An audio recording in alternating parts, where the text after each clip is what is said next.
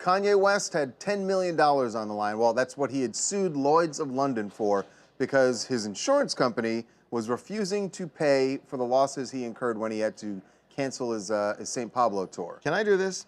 Yeah, absolutely. I feel so passionate. I feel passionately about it. Go for it. So, Kanye, had a mental breakdown in November of 2016. He canceled some of his concerts for the St. Pablo tour.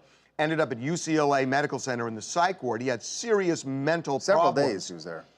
I think 8 days. 8 days, yeah. And he filed a claim with Lloyd's of London, which issued a policy for the tour because if concerts were canceled because of his health, they were going to pay all of the losses. Well, Lloyd's of London refused to pay because they said they believed that marijuana. And it was marijuana that marijuana triggered all of this. How do they believe marijuana triggered something like this with a mental breakdown that was far more serious than any substance that might have gone into him, because it wasn't?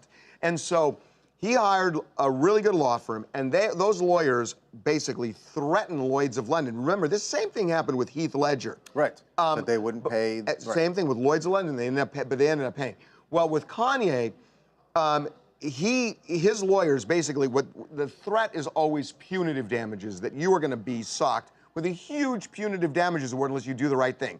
They finally, I think, scared Lloyd's of London enough to pay up, not the full amount, but substantially what he was owed to avoid all this litigation. Right. They don't want the litigation. So they want it dragged out in court, and it would look really bad for them. And ultimately, Kanye won this thing. But just the idea that an insurance company would say something like that was triggered by marijuana just shows you what you're up against when you have insurance companies. It's just bad. But good for Kanye, and good for... It's a victory for Kanye. It's a victory for all of us, really, right?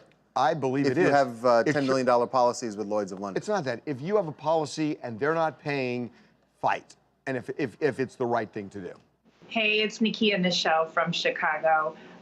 Definitely on Kanye's side for this one. Lloyd's of London was completely wrong for trying to take him to court and saying he's on drugs. Come on. Yeah, I mean, good for Kanye. They don't really good for his lawyers, marijuana. by the way.